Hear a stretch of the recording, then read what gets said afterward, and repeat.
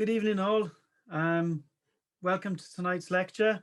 My name's Craig Smith. I'm the current chair for the Wales South West Committee.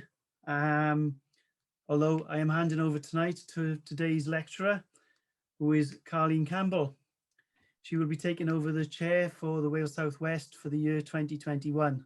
May her year be less eventful than mine, shall we say.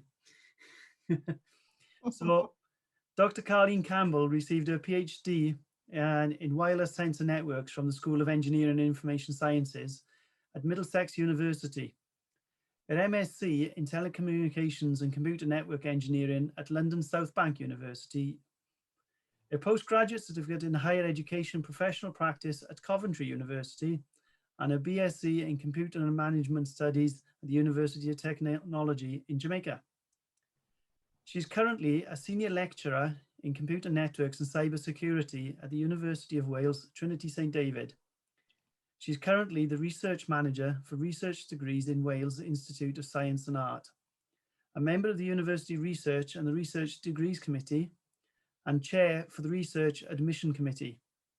She's also a senior fellow for higher education. She is actively engaged in research with several top-ranked journal papers and has successfully graduated 3 PhD students within the research areas of sensor networks, cellular networks, and programming pedagogy. Sorry, Carlene. She is a reviewer for a number of scientific professional journals. Her research interests include wireless computer networks, cybersecurity, ethical hacking, computer hacking forensic investigations, and protocol development for communication networks. She holds professional qualifications in ethical hacking, computer forensics, Cisco trainer training, and supervising postgrad research degrees. Last but not least, she will be the 2021 chair for the Institute of Engineering and Technology, Wales South West Local Network. I will thank you in advance, Carlene, for what I'm sure will be an interesting lecture. I will now hand over to you. Thank you, Craig. And thank everyone for joining. Wherever you are on this planet, I may take the pleasure to say good morning, good afternoon, good evening, and good night, which is our time here in the UK. Today, or tonight for me, I'm going to give a talk on cybersecurity and the Internet of Things, but I'm going to mainly focus on protecting organizations, industries, and users on the internet. I'm aiming to look at the internet, what is cybersecurity, the Internet of Things, and focus on 3 attacks, and then state the preventative measures for these attacks.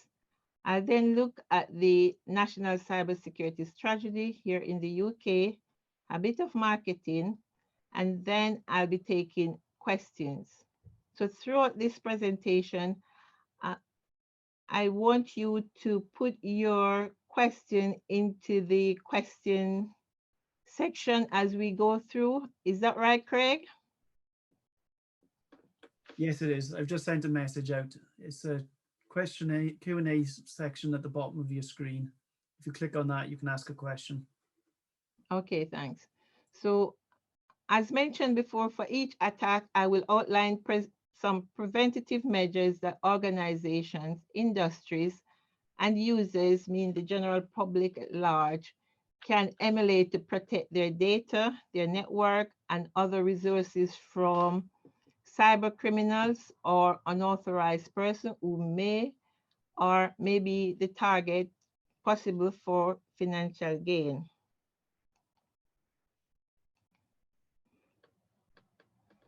So let me briefly look at the internet. And the internet is an integral part of our modern day life, or part of the modern business and personal life for all of us. The internet actually helps us to get information easily.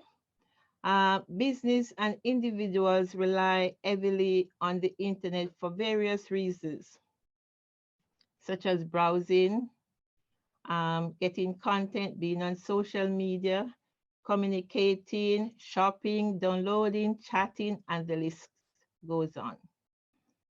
So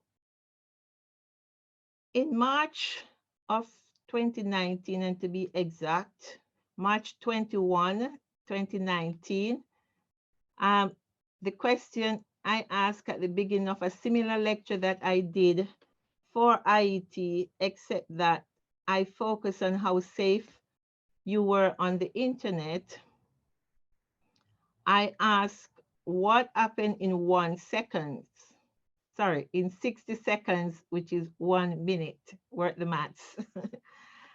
And I showed this chart. So in 2019, Facebook had 293K of messages and internet traffic, all this happening in just 60 seconds, or what we term as 1 minute. And there were other players like YouTube, Skype, and so forth. 2 years after, which is now 2021, I'm showing the same diagram, what happened online in 60 seconds. And if you notice, Facebook in 2019, there were 293K of traffic traversing the internet. Today, there's over 3.3 billion traffic going over the internet. If you look at Google, there's also an increase. In 2019, WhatsApp didn't make that list. Today, WhatsApp has over 29 million messages sent in just 60 seconds or 1 minute. So I want you to think about all these traffic that are going over the internet in 60 seconds. Think about the security risk of data. Think about those who are there for financial gain. Think about how you are going to be vigilant and proactive on the internet. So these are some questions I want you to ponder on as we go through this session in about 50 minutes.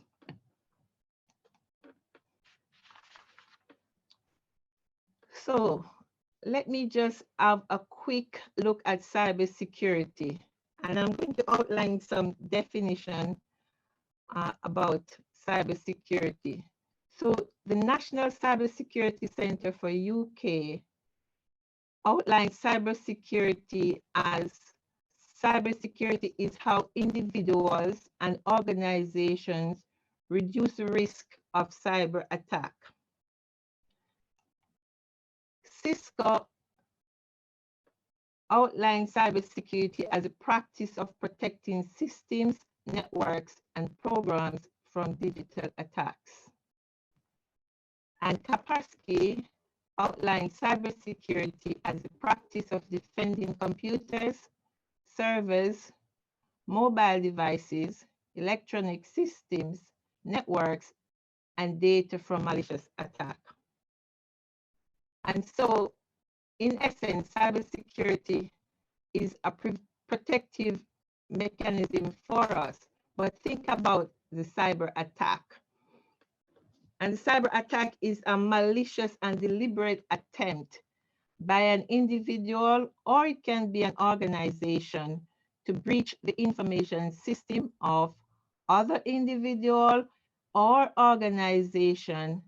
And usually these cyber criminals or attacks seek some types of benefit from disrupting users' network or user system. Now, just let us have a look now on the Internet of Things.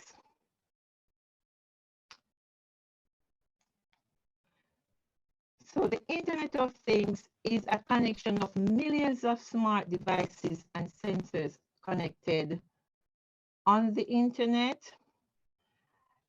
And these connected devices and sensors collect and share data for either use of individual or by organization who want to make certain form of evaluation. It could be the traffic, it could be for experiments, it could be just about for testing.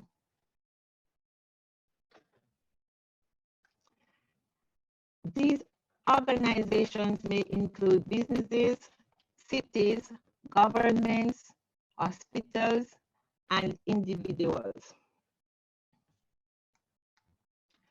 The IoT, or what we call the Internet of Things, has been possible in part or due to the advent of chip processors and wireless networks. Excuse me for interrupting 2 seconds, Carlene. Can you mute yourself and come back on? Your sound has gone crackly again. You want me to mute and go again? Yeah, try that. Try muting yourself and come back on.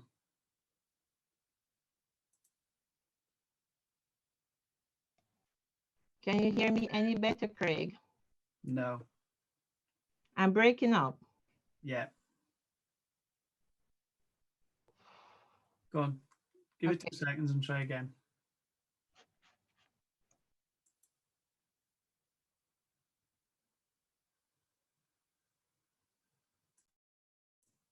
Go on, give it a go now, Carlene. Is there any better? It is for now. I'll let you know if it goes bad again. Okay, thanks. Right. As it relates to the Internet of Things, the Internet of Things are any form of devices or objects or things that are connected and sending traffic over the internet. Unlike in the past, the internet usually houses traffic or data from computers and just normal IT activities. Now, connected on the internet, your doorknobs can be connected, light bulbs, you can have wearables, medical tracking device on patients. You can have parking sensors for car parks, traffic lights, pacemakers currently can be monitored from the internet. So when you think about all these devices sending data, sending information, sending traffic on the internet, then this is cause for concern. And that's where, as users and as organization industries, we need to be proactive and vigilant. With all this traffic, there will be some cyber criminals or some unauthorized persons who will take advantage of this traffic that is traversing the internet.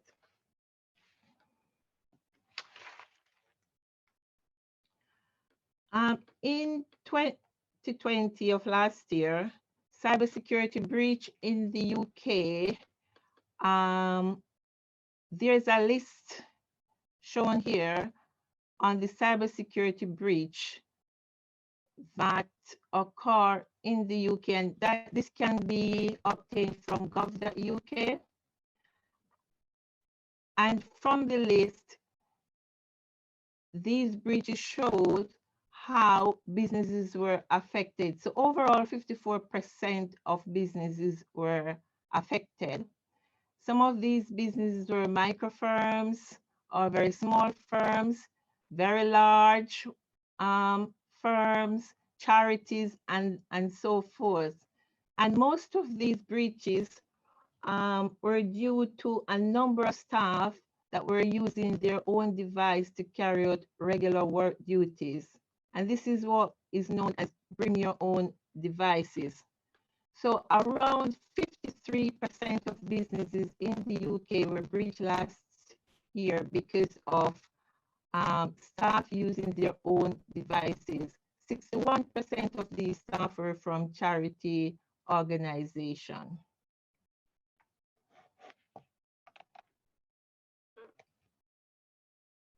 So the question is, why is cybersecurity important?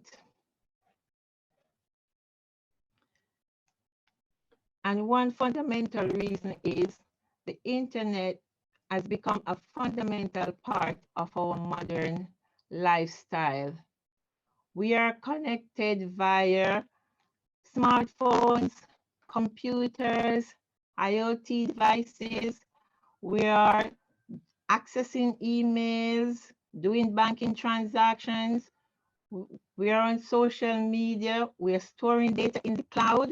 And yes, the cloud is one of the high target for cyber criminals on the internet.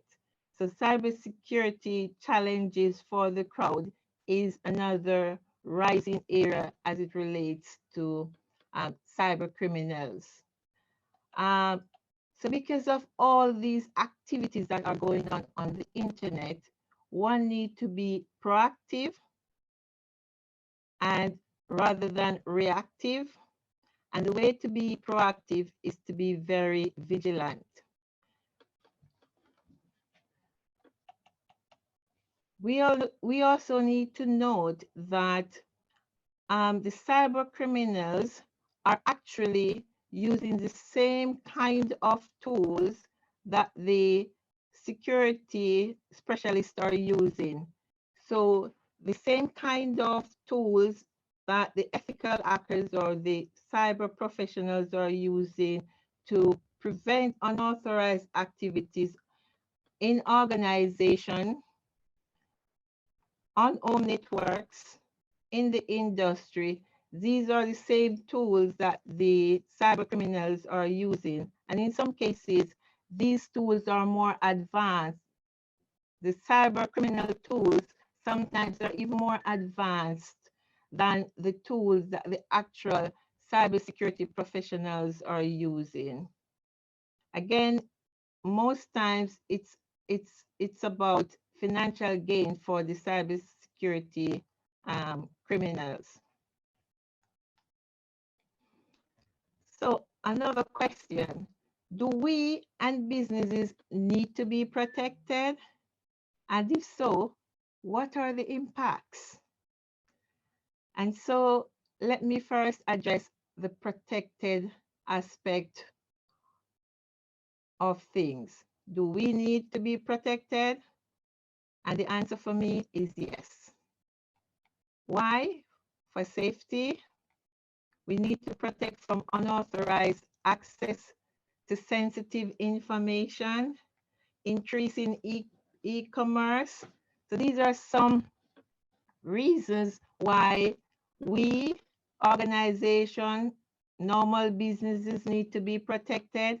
We're doing online payment, online banking, hijack of people need to be protected, ransom companies.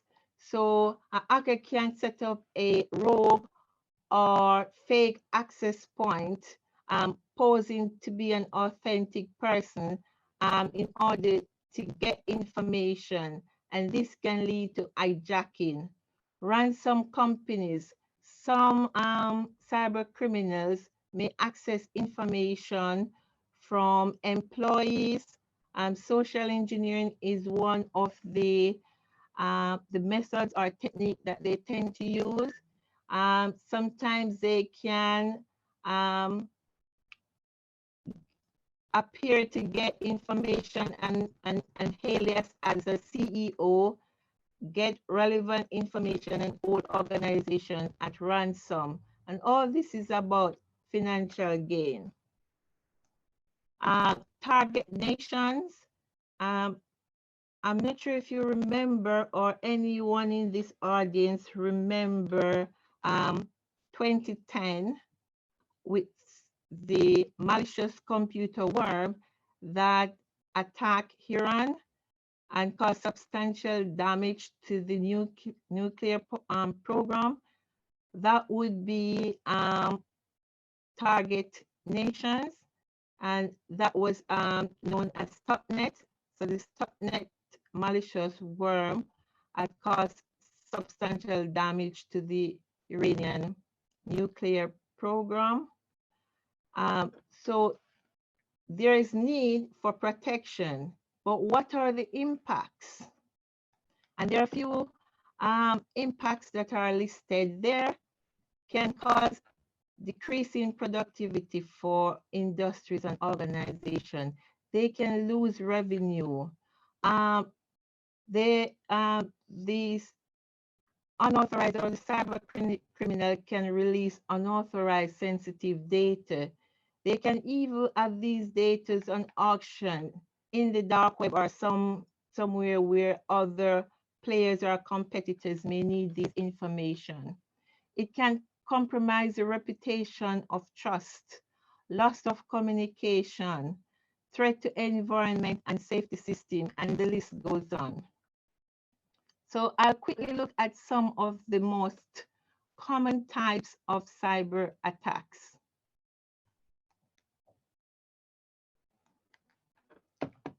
So some of the common cyber attacks that tend to plague us, organizations and industries, are phishing, and I look more into phishing further in this presentation.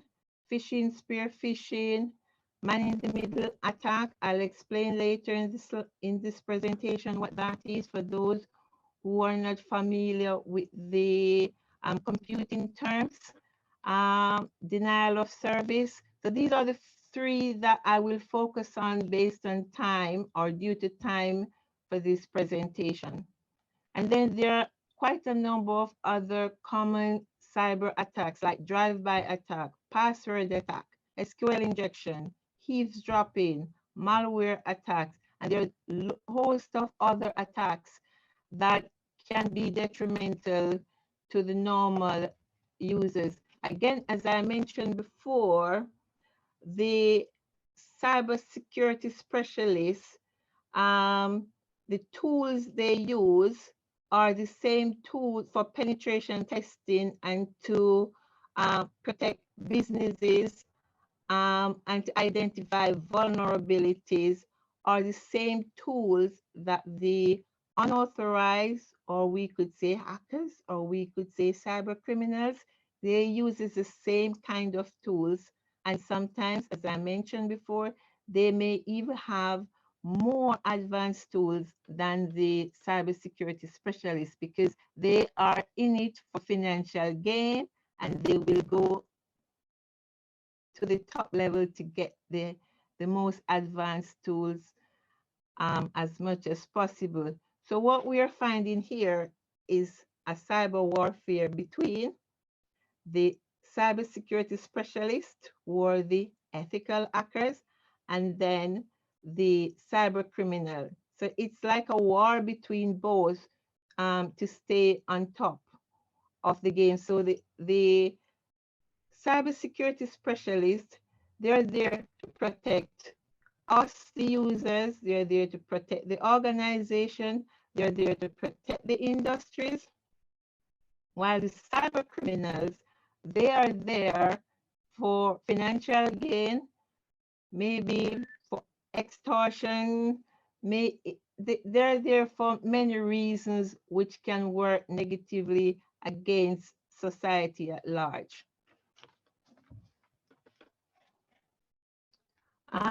Some of the top security attack vectors, I'll just quickly look at some of them, like cloud computing.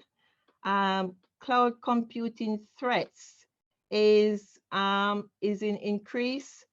Most organizations, most industries, and even us as users, we are now moving towards the cloud for storage instead of having servers within the organization. So I'm sure some of you may be currently using things like Dropbox, Google Drive, etc. These are all cloud storage.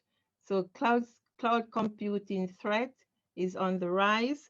There is the advanced persistent threat, and what that is, that's an attack where the cyber criminal will attack, and they focus on stealing information from the victim or the user's device machine without they're aware of it. So here they are, here are the cyber criminals on your system. It could be your mobile phones, and you're not aware that they're there, and they're collecting all the relevant information they need from your device without you know about it. So that is what the advanced persistent threat is.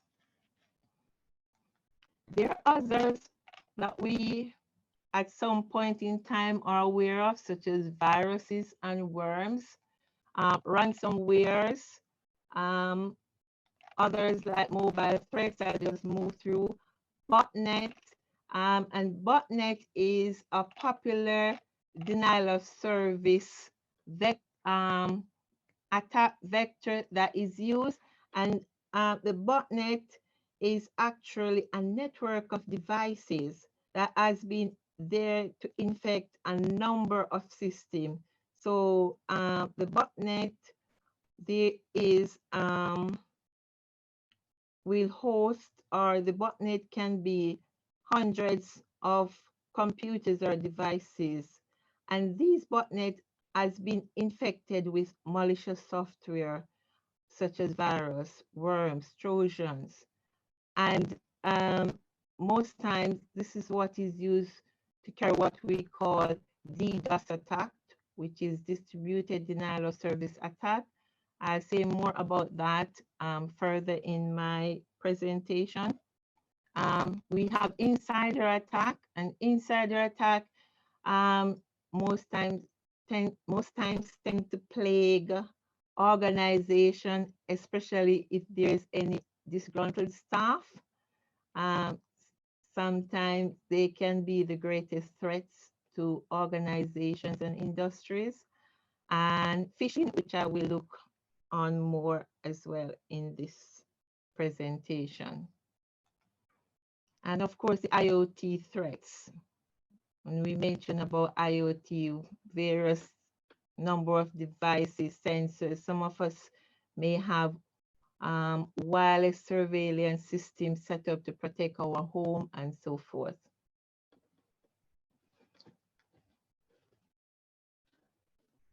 So I'm going to focus a bit on phishing. Phishing is an attack that is mainly practiced in sending lots of emails. So let me go through what is phishing and some examples of phishing. So on my slide here, phishing is the use of deception and manipulation tactics with the goal of extracting critical information from the target. And this information can be used to gain unauthorized access to system or used to launch further attacks. So the ultimate goal for phishing is to trick a target into getting confidential information or getting the target to visit malicious sites or getting the target to download malicious files.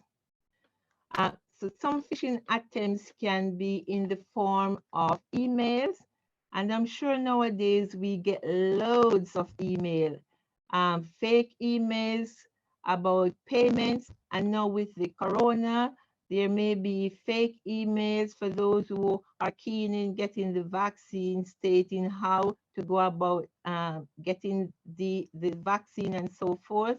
So we need to be mindful of all these emails. We need to be vigilant when we have so many emails coming into our inboxes. Instant messaging is another one. Sending malicious links. Some may be done using what they call the RAT, which is remote access Trojan. And this is a malware program that gives an intruder administrative control over a target computer without you knowing that is happening. And when you think again about instant messaging, think about WhatsApp. Nowadays, almost everyone is on WhatsApp, and we may be in so many WhatsApp groups. Say, for example, my phone or my system has been compromised, and all my contacts has been taken, and a mass email message sent to all my WhatsApp groups. Obviously, I would believe probably more than 90% will click on that message because it's coming from, say, myself, and everyone know that I'm a part of the WhatsApp group, or I'm part of their WhatsApp contact list. And so again, that is another way of getting that's another way of sending malicious links or files through through messages that are looking that seems to be coming from an authentic source. Phone calls such as banking, bills, and here in the UK, I'm not sure how many persons will get calls from our service provider, Talk telling us that our internet is slow, and then they go through the process of saying how they can get our system to be up, to get rid of all these malicious infected virus on our system, and then they start to ask you to confirm your banking details and so forth. So when you think about it, it can be in the form of emails, it can be in the form of messaging, it can be in the form of phone calls. I'm going to do a demonstration on phishing. And this demonstration is taken from one of my master's student project. I was given permission from the student. In these days, we've got to be mindful of GDPR. The student gave me permission to use this content, and also it's not a problem to use his name as well. But before I start this demo, I'll just break to say there's businesses, organizations, industries who are part of this talk today who needs hands-on cybersecurity graduates who can immediately hit in the ground running, such as my student Ross. You can contact UWTSD Computing Unit or myself. So this demo is about phishing using tools inside the social engineering toolkit. So I'm going to aim to start this video. Let me know if you can hear the video playing. This video will demonstrate the process of phishing attack from start to finish. To begin, an Oracle VM virtual box is created running Kali Linux. Craig, can you hear the video? Discover the host IP. I can. It's a little bit quiet, but it's coming through. IP is 10. Can you hear it? Yes, I can hear it. Toolkit. The social engineering toolkit is launched. Option 1 is selected to view the social engineering attacks. Option 2 is selected to view website attack vectors. And finally, option 3, credential harvester attack, is selected along with the site coding method.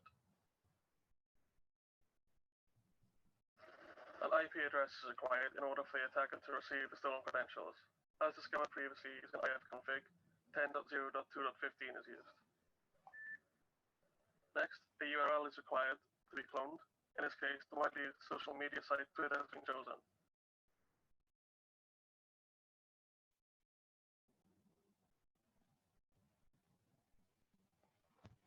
The URL disguising tool is used to hide the suspicious looking numeric host address.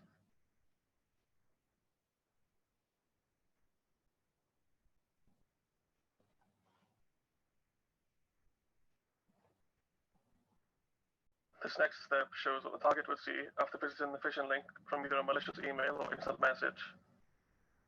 The current Twitter login page looks exactly as you would expect, and the target may enter the login details without realizing.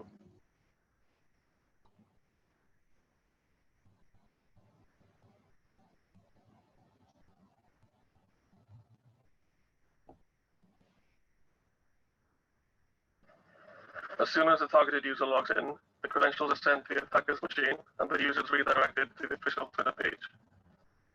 The attack is successful, and the target's login details can be viewed in plain text within Social Engineering Toolkit. A report of harvested data is also created and can be seen on the right window. These stolen credentials can be used to exploit a single infected user or used to spread the attack among the target's contact list. This video actually demonstrates how easy it is to get information. And so what most cyber criminals will do, they will send out these phishing emails, and they look so similar to the authentic sites. Take, for example, in this video that I tried to demonstrate, where it was using the social engineering toolkit, and the attacker tried to send out an email about Twitter. And so an attacker is not actually expecting every single person to open that email. It could be just one or two.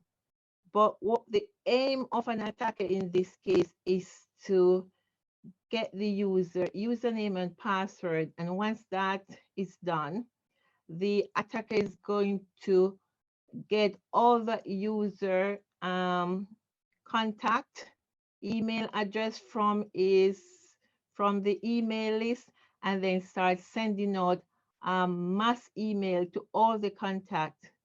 90% of the time possible, the persons from those contact lists may open that link or click on that link, because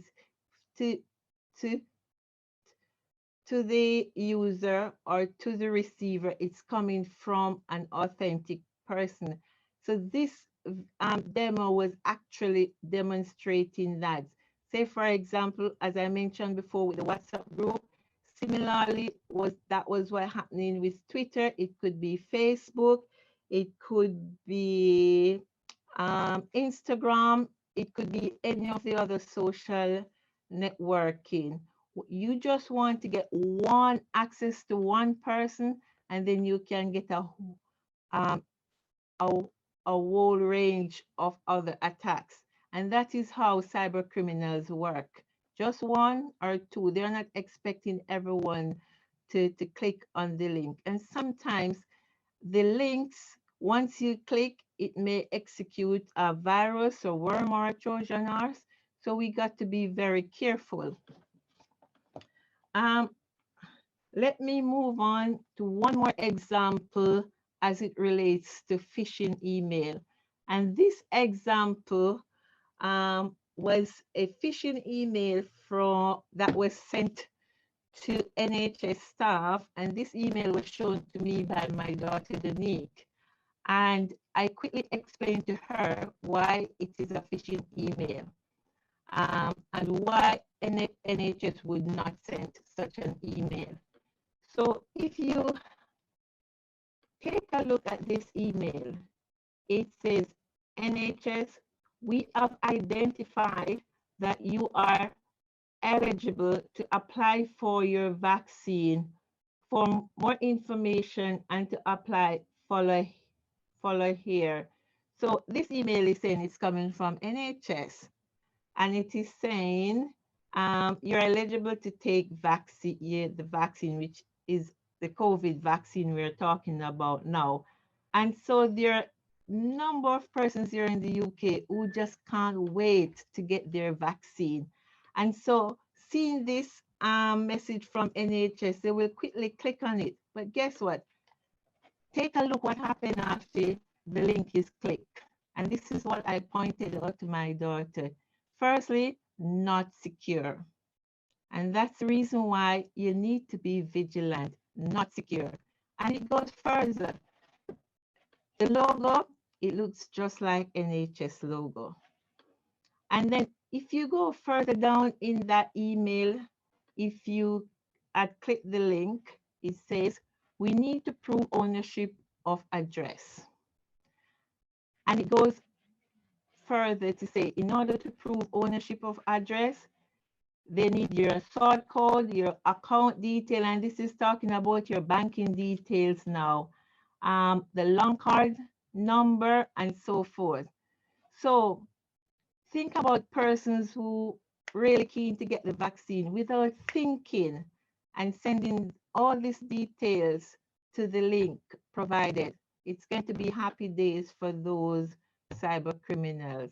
And so in this presentation, I'm here to say we need to be vigilant, we need to be proactive, not reactive. NHS would not have sent an email like this. NHS do not need to know your sort code, your account number, the long number, and your card. Just the same way you would get an email from your bank to warn customers that they will not ask customers for sort code or any form of banking and personal information. That's the same way these kinds of email should be treated. So that's another example to point out how phishing emails work. And we are bombarded with these daily. So I'll now move on to point out some preventative measures based on what is being discussed in this presentation so far.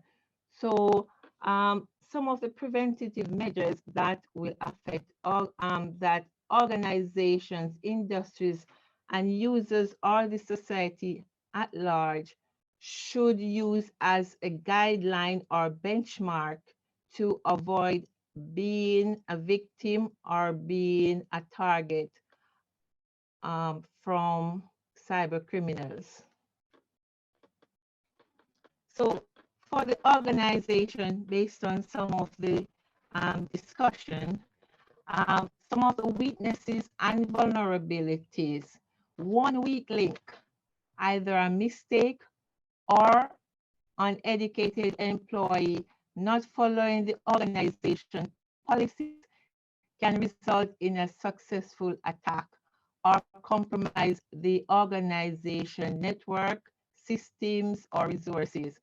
And the impact that will have on the organization is that an unauthorized access to one area of the network can result in deeper penetration into other areas of the organization where sensitive or confidential information can be gathered and taken away by those unauthorized persons. So some solution suggestion for the organization, they should ensure well-trained employees. So organizations should train their employees to be aware of some of these kinds of phishing attacks. Organizations should use well-trained IT staff that will properly configure their infrastructure, their email messages by filtering them, have up-to-date antivirus programs and well-defined policies. So the best practice for organization is to ensure that employees are educated in the ways of able to identify phishing attacks, to recognize other kinds of security measures that can be used to aid them in being proactive and find ways. So for say example, emails, if they are not filtered and they are passed through the first line of defense, then trained employees should be able to detect these kind of phishing emails. And for the industry, and we know that most business processes now are automated, manufacturing, etc. These they can be all monitored via the internet. So internal business emails can be prime target for phishing for the industries. Also, they can focus on attack certain part of the business. So instead of attacking the entire industry, they can just focus on a particular aspect. Unauthorized access to many levels of businesses, risk of low level, untrained employees, exposing user accounts to attacks. These can result in opportunities for cyber criminals to elevate access and compromise industry systems. And so the solution is that similar to organization. So the best practice is to maintain effective email filtering to prevent phishing emails being circulated to all staff, train users at all levels, recognizing and preventing phishing attacks. And to the users, the society at large, like myself and others currently on this webinar, email and social messaging is rampant with phishing attempts. So compared to organization and business, a number of cyber criminals will target normal users because they are expected to be less knowledgeable in recognizing fishy emails, messages, and most times they will target the elderly and children. So the impact is impressionable users can fall victims to spreading of phishing attacks through emails and social media, also through login credentials like their username and password. So as users, ensure you have antivirus software on your system, and I'm sure that most of us don't have antivirus software on your mobile phone, and the mobile phone today is like a computer that are doing everything that a computer is doing for us. Use built-in email filtering on email application. Most of these emails, Yahoo, Hotmail, they have built-in filters. Best practices: parents can monitor children internet usage to ensure safety is maintained. Elderly or uneducated users can partake in internet safety training in order to recognize such attacks. As it relates to man-in-the-middle attack, I'm going to quickly go through now. A man-in-the-middle attack may aim to digitally eavesdrops onto a target or multiple targets on a connection.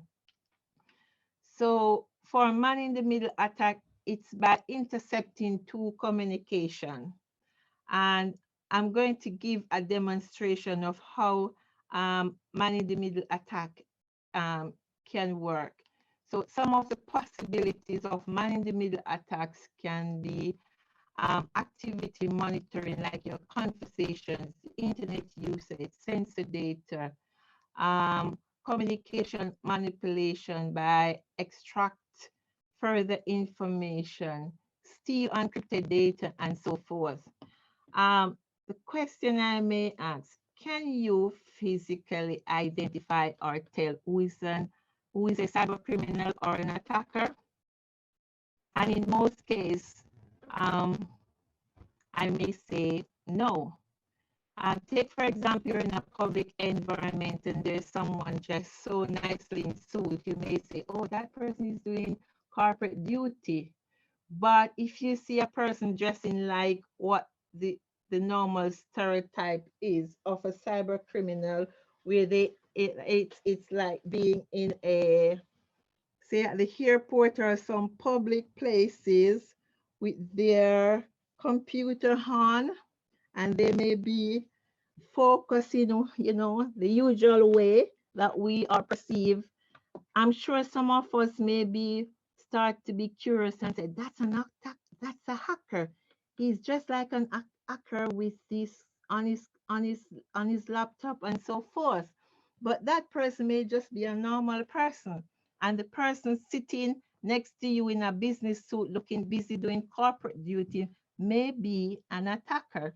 So similarly with man in the middle, think about most of us who, when we are traveling or out and about in public places, we will look for free Wi-Fi. Try to save data or try to avoid roaming cost. We will just get onto these free Wi-Fi. But are these free Wi-Fi what we think they are? Let's say you're in Starbucks or Walmart or Asda, as it is known in the UK, and you quickly get onto their free Wi-Fi. Are you sure it's Starbucks Wi-Fi? It could actually be someone with a fake access point, or what we call a rogue access point, pretending to be Asda or Starbucks free Wi-Fi. And so all the information that you're sending is actually going to or intercepted by this person, getting all your information, whether you're doing some banking information at that time, or you're trying to transfer funds from one account to the next. Say you're trying to use your Bitcoin account because Bitcoin is going up and you will get credits and so forth, not knowing that what you're doing, you're not on Starbucks or Walmart Wi-Fi, you're actually on a fake Wi-Fi where the person who is managing that fake Wi-Fi is getting all the information you're sending. And so that's an example of how man in the middle work. There is an interceptor getting all the information. So you may be sending £50 or $50, and when you go home, say 500 is out of your account. So we need to be vigilant. We need to be proactive. Let me quickly move on to show some preventative measures as it relates to man-in-the-middle attacks. For organizations, large organizations may be prone to man-in-the-middle attack due to sheer number of devices within the business. Tracking down rogue or infected devices in organization is a challenge without having a highly trained network team or administrative technical team. And the impact on that can lead to theft of trade secrets or sensitive information. Think now about everyone trying to come up with the most appropriate vaccine. This trademark is top secret for these pharmaceutical companies. So think about a man in the middle attack and their trade secret is being stolen. CEO communication that could be used in negotiating an organization, blackmailing an organization, or providing some backdoor threats and so forth. Some of the solutions that an organization can take to prevent themselves from man-in-the-middle attack is to have an appropriate network security budget. Most organizations do not have a appropriate budget to acquire the relevant security resources. They should use qualified employees, engineering and managers, security professionals, up-to-date hardware, up-to-date software, and so forth. So the best practice for an organization is to ensure they have up-to-date hardware, qualified experienced workers, and so forth. For the industries that utilize IoT devices, can be more prone to rogue Wi-Fi devices due to the installation of massive amounts of Wi-Fi connected devices. Public customer Wi-Fi can be spoofed.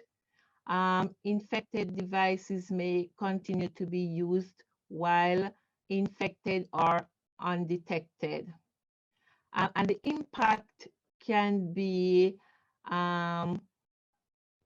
potential unattended rogue Wi-Fi device sitting there with IoT system without the industry aware of it. And so lots of information can be stolen in that way, or the IoT device can be sending these information to the unauthorized persons. Again, trade secrets and so forth. Solution is that similar of the organization. So industries should regularly scan their network to detect any fake or rogue access points, train their employees to only use connections or provide VPNs. And with COVID nowadays, most of us are working from home. We are not going into the office or in the industry. So that's another backdoor to attack an organization or industries. Because within the organization and the industries, there are qualified IT staff who have preventative measures in place to protect the resources. Working from home is another backdoor where one can access the organization network through the user's home network who is working from home. So that's another big risk for organization and industries. So relevant measures need to be put in place. And for society, the users like us, unsecure public Wi-Fi connection can seem very inviting to us. Want to check our email, want to use the internet, and these happen most times when we are not home. Some users may not realize the risk of using an unsecure connection. Fake access point can be disguised as Wi-Fi hotspots in public areas. So the impact that this can cause to normal users is to manipulate their communication, access their devices, and wait for an opportunity or a moment to steal data from their devices. It could be your mobile phone, it could be any wireless devices that you're using on those access points. So you're only to use recognized connections. Have antivirus on your wireless or mobile devices. Use up-to-date hardware. Use up-to-date software. Only connect to recognized Wi-Fi connection where possible and avoid unsecure public Wi-Fi. I'm going to quickly look at the denial of service before I close this presentation. So for denial of service, the denial of service aims to bring a target connection to halt by flooding the target network with device with traffic and data or packets, as the technical term may be. And the businesses or home users may be extorted for money, with promises of stopping the attack or resume normal connectivity. So ransomware is one of the popular way of using denial of service attacks. Botnets, which I mentioned before, is one of the popular way of carrying out a denial of service. So what attackers may do is flood the system, whether it's your home network, the industry, the organization, and bring the system to a halt. And while the system is either down, or you may say, oh, it's moving slow, nothing is happening, they're there gathering the information they need or infiltrate with whatever keylogger virus, whatever they want to do to get the relevant information they need. Some of the consequences like loss of revenue, reputational damage, potential loss due to mission critical systems. Can you think, or can you think about an hospital where at a point in time there's a surgeon doing a heart operation and the system went down immediately due to a denial of service attack? And so with these potential risk, there is a need for cybersecurity and cybersecurity professionals. Let's quickly look at some preventative measures to prevent some of these kind of attacks or some of these potential risk that a DOS or a DDoS attack may cause. A DOS attack, as we know, can be very overwhelmed on system resources.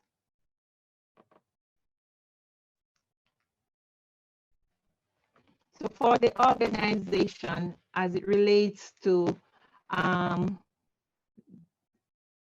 the denial of service attack, again, it seems like the system is playing up. Okay. Okay, so with DOS attack, it may cripple communication service, slowing down an organization infrastructure, whether it's internal or external communication. And the impact may experience loss of profit, loss of customers due to unavailable services, broken websites, and so forth. Solution for this could possibly, the organization could use anti-DOS services, cloud such as Cloudflare, SolarWinds, to protect the organization, clone backup servers, backup IP addresses, and so forth.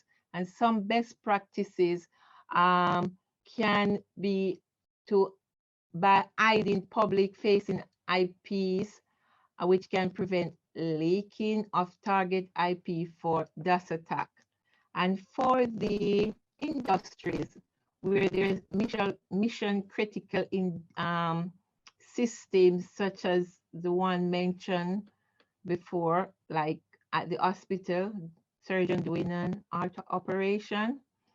So the weakness for industry is that they can suffer greatly from loss of service, and the industries may not have the budget or simply did not plan for such kind of downtime, and they may have inadequate network security resources as well.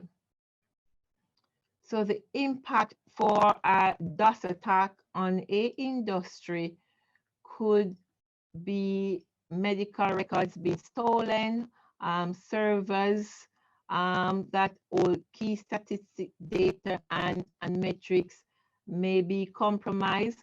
Attacks can result in potential loss of life, workplace disasters, or waste of material. So the solution is similar to that of the organization, but the best practices for mission critical, for industries to ensure mission critical services are protected by DOS protection, such as using Cloudflare tools. They can also have services that can be internally where possible, instead of being hosted on a public facing server or within the cloud.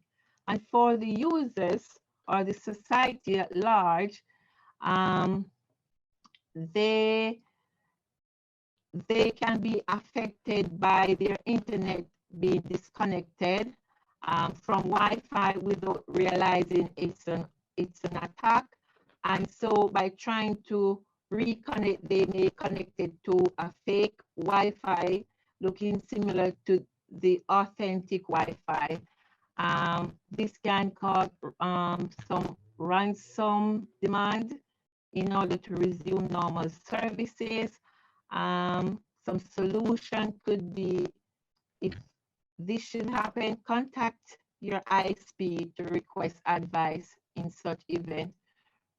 Request a change of IP, reconfigure your network devices, ensure that you're not using the default username and password that comes with the manufacturer router. Change your password, harden your devices, and the best practice for users is to avoid unrecognized websites and links that may be used to scrape IP address for future DOS target. Protect public-facing IP. Contact your ISP. So these are three key attacks that plagues the organization, the industries, and users at large. Before I go to questions, I want to look at the UK and the cybersecurity. In the UK, we have the National Cybersecurity Centre, which is part of the Government Communications Headquarters, and that is known as the GCHQ. In all countries around the world, your country will have some form of cybersecurity center. Try to know what they are, where they are, who they are. In the UK, they have a 5-year national cybersecurity strategy, and that started in 2016. They invested quite an enormous amount to defend the UK system and infrastructure. In other words, to protect the users, us, the residents of the UK. So they manage cyber criminals, terrorist activists, and so forth. So the National Cybersecurity in the UK manages the national cybersecurity incidents. And that is the same in, I should say, most countries globally. They carry out real-time threat analysis and provide tailored sectoral advice. So if you go to the website of your national cybersecurity, you should get useful information on how to protect yourself and the activities that they're helping to prevent persons from being victim of cyber criminals. In 2020 alone, the UK National Cybersecurity Centre had more than 2.3 million reports of malicious emails, and 22 million of those URLs that were taken down were related to coronavirus scam. So last year alone, 22 million or 22,000 of the malicious URL were about the coronavirus. They were trying to sell PPV equipment and so forth. So that's the link for more information. I know this audience is not only in the UK, so I'm going to recommend that you find out what's the name of your National Cybersecurity Center, find out what is going on, find out how you can protect yourself from some of these malicious emails. So today, I try to cover what is cybersecurity. I look at 3 attacks and countermeasures. I look at the National Cybersecurity Center. And I'm going to quickly do a bit of my marketing. So if you want to be a member of the IET to gain global recognition and demonstration, and to demonstrate your credibility and commitment to your industry, then you should go and join the IET, and there's the website. If your network, if your region do not have an IET, then you can start one. You could be the first chair. There is a contact community support at the IET.org. Visit the website. If you need more information or question about cybersecurity after this talk, my email is listed there, or you can visit my website at www.knowledgewithprofit.com.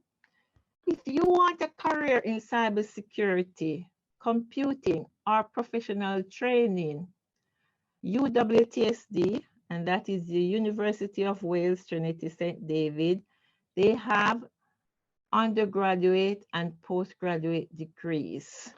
Our degrees are now online, both at the undergrad and postgraduate, so geographical boundary, there is no limitation.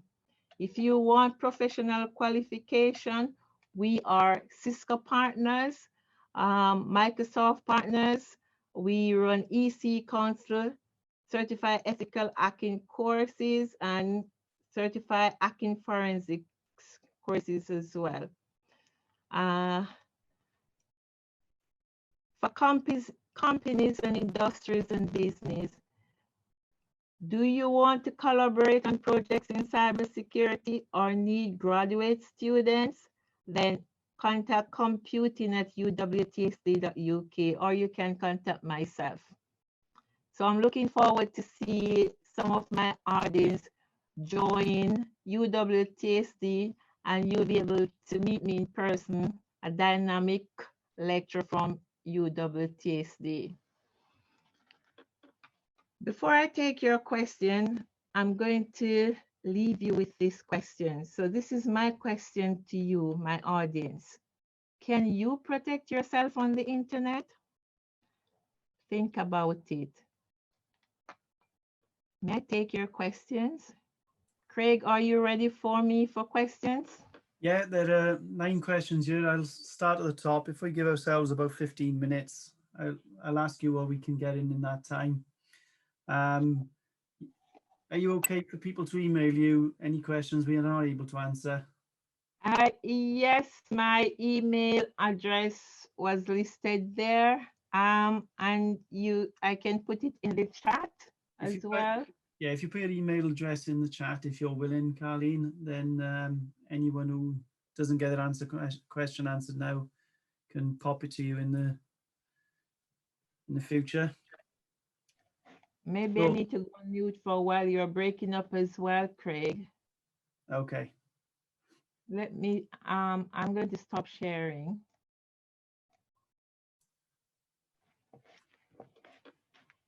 Okay, so the first question we have is, if cloud is one of the most vulnerable areas of the internet, why are all the major service providers pushing us towards cloud service?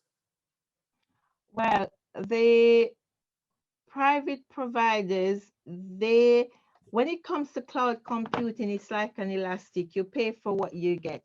So for industries who are actually paying for cloud service, they will be paying for private clouds and protection mechanisms. So unlike us who uses like the public cloud, say Dropbox, Google Drive, the organization or the industry will pay for private protected cloud, but that doesn't say they can't be attacked. Okay. So what do you see as the biggest impact on cybersecurity for smart buildings and cities, which are seen as the future? What do I see? Oh, well, with the whole advent of sensor networks and all these sensors, if these sensors are not properly tested, they can be problematic for these smart industries, because there is not a set standard like the communication industry. There's a set standard for them. For sensor network and smart devices, there's no standard. Any manufacturer can manufacture IoT devices. These IoT devices, they are smart. You can just plug and play, and much security measures are not considered. Until a standard, a set standard is there, anything is possible. Okie doke. So how effective is the antivirus? And I'm guessing they mean just the standard Norton or the equivalent you'd buy on the offline. Is on your app and smartphones, tablets? Is it good? Does it work? Is basically what they're asking. Well, it is better than nothing. Take it like that. When you have a antivirus on your phone, it will regular scan. It will filter a number of these phishing emails if there's not filtered on your smart devices. So I would say they are better to have rather not to have. Okay. What, Craig, one thing we should be mindful of is the attackers were very advanced and experienced. Every day they are looking at different ways and different measures of infiltrate their interest. But at the same time, we need to be proactive, and to be proactive, having an antivirus is one of the first steps. So we need to be proactive and we need to be vigilant. Yep. So the next one I think is probably key to most people is if you use a secure or trusted VPN when you're on the Wi-Fi's in services or ASDA, etc. Does this negate the security issues? Absolutely. VPN is always, I would say, 1,000 times better than just going on to a free Wi-Fi without any protection. There are free VPN. So when we're talking about VPN now, I would recommend a paid VPN. And if that individual who asks the question even want to go even further, they can, on top of their VPN, they can apply what you call proxy chain, so their location can't be identified. Okie doke. I wish these persons asking questions could say where where they are.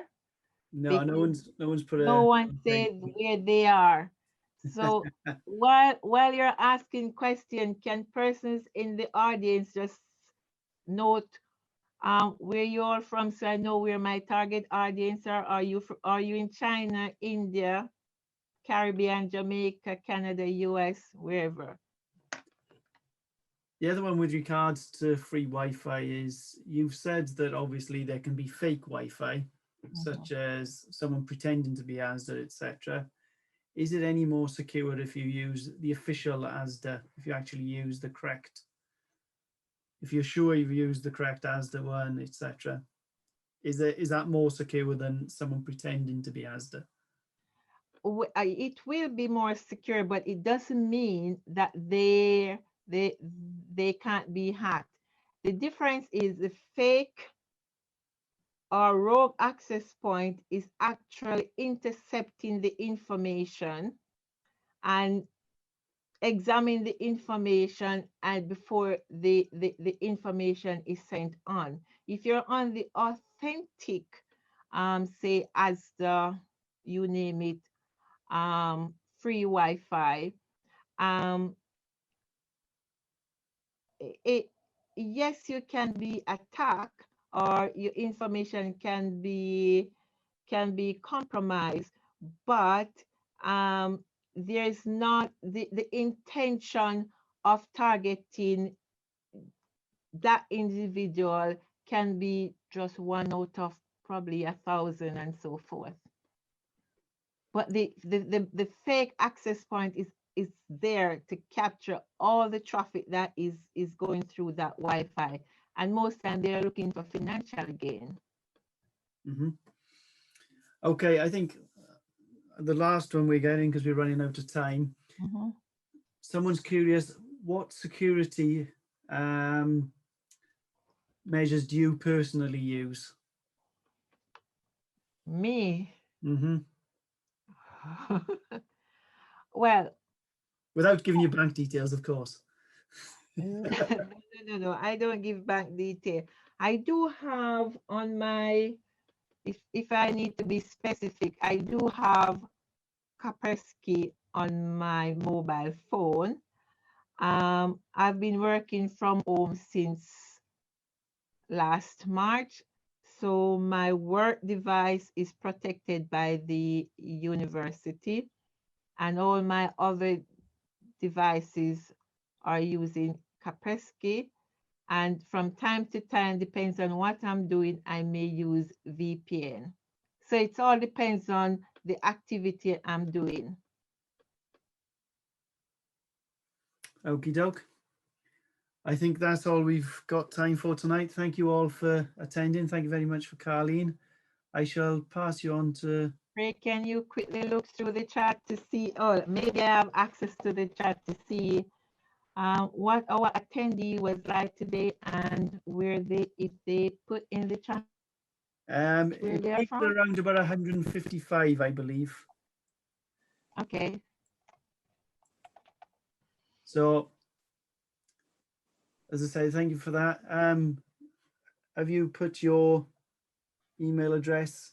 If you could, I am going to do that just now, Craig. Let me do that.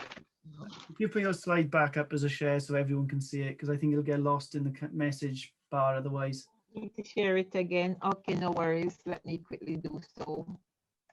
And while you're in the process of doing that, I'll hand over to Brian for the vote of thanks. But thank you, Carlene. That was very interesting. Well, ladies and gentlemen, my name is Brian Thorne. Wherever you happen to be in the world, I think that today we're all used to threats to normal life, and we're used to the need to reduce risk, gain protection, and have some kind of defense to that. And I think what Carlene has done for us this evening is to show us an interesting parallel to that, that the internet is an integral part of modern life, and in its turn, it needs its own procedures and technologies to reduce the risk, to protect and to defend against the threats that we see from that.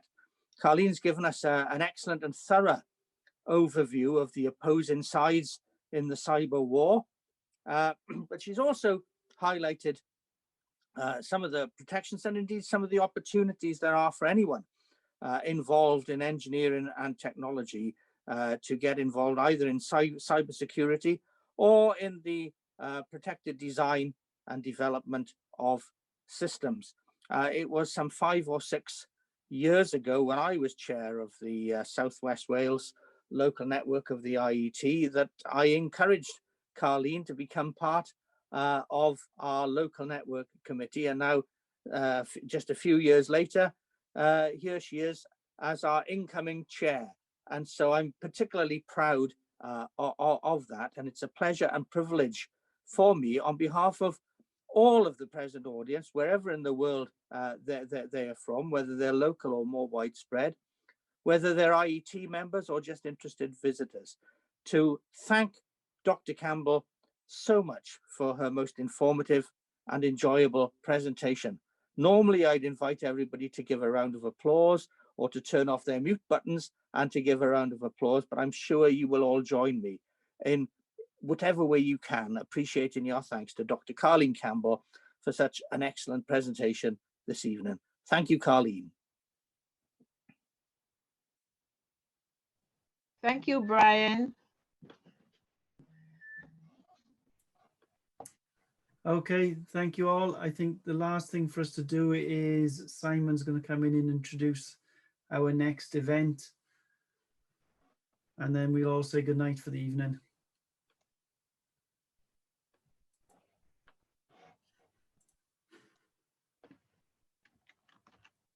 Simon, are you awake? Simon, are I am. you? I'm just trying. Did I send you to sleep, Simon? No, still here. Thank you all very much. I was just trying to share my screen, but it didn't want to do it. I just want to say that we got another lecture coming up in February on the 18th, Thursday the 18th, and this is all to do with the microprocessor development at Swansea University that started out in the 1970s by David Aspinall and Dr. Eric Douglas, and it's going to be presented by Dr. Timothy Davis, who had a first-hand experience working at the Swansea Microprocessor Centre that was set up at Swansea University. And he's going to guide us through the history of this microprocessing development at Swansea University. Again, this is going to be live on Zoom and will be on the 18th of February at 7 o'clock. Thank you all very much. Thank you, Simon. Can you hear me, Simon? We can. Okay, thank you. And I will advertise as I'm seeing just before we go off, Craig, I am seeing some of my contacts and I want to say thank you all for my Jamaican cruise. I can see so many in the chat. Howard Senior, Princess Robbins, Erica, all my Jamaican crew. Thank you very much for tuning in. I know the time difference. Yes, thank you, Carlene. It's nice to have so many people from all around the world. Thank you. Simon has just managed to share. Oh yeah, the, you just get to share it, Simon. That's wonderful. Slide. So I will close by saying thank you all again and hope to see you at the next one. And Carlene will answer as many questions as she can if you drop her an email. So on that, I will say good night. Good night, everyone, where you are. Good morning. Good afternoon.